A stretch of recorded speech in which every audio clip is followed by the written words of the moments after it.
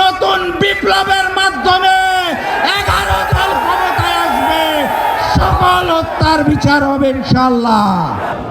আজ 23শে জুন ঐতিহাসিক দিন।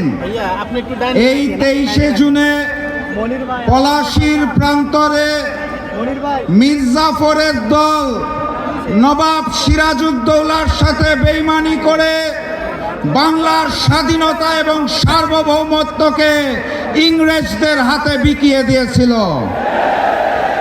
আজ সেই 23শে জুন, যেদিন অপরাজনৈতিক সন্ত্রাসী সংগঠন আওয়ামী লীগের জন্ম হয়েছিল, যেই আওয়ামী লীগ পলাশীর বেইমানির চেতনাকে ধারণ করে বাংলাদেশের জনগণের সাথে বেইমানি করে গুম খুন হত্যা করে গণহত্যা চালিয়ে বাংলাদেশের স্বাধীনতা এবং সার্বভৌমত্বকে হিন্দুস্তানের কাছে বিকিয়ে দিয়েছিল। আজকের এই 23শে জুনে এই ঐতিহাসিক বিজয়নগর পল্টনে আমাদের সকলকে শপথ নিতে হবে, এই যুগের নতুন মির্জাফরেরা, এই যুগের নতুন শেখেরা, যারা বাংলাদেশের স্বাধীনতা, সার্বভৌমত্ব এবং মানচিত্রকে বিকিয়ে দিতে চায়, তাদের বিরুদ্ধে লড়াই হবে ইনশাআল্লাহ। আজকে আমরা এখানে সমবেত হয়েছি গুম খুন গণহত্যার বিচারের দাবিতে। কার কাছে বিচার চাই?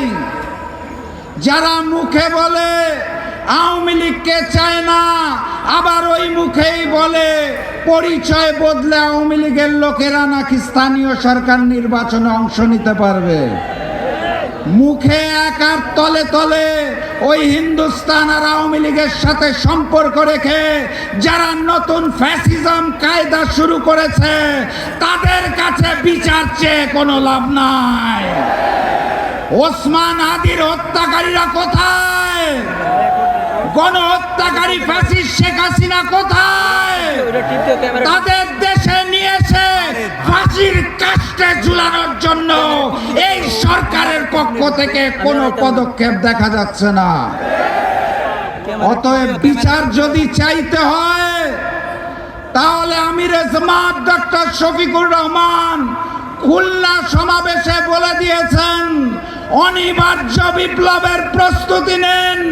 নতুন বিপ্লবের মাধ্যমে 11 দল ক্ষমতায় আসবে, সকল হত্যার বিচার হবে ইনশাআল্লাহ।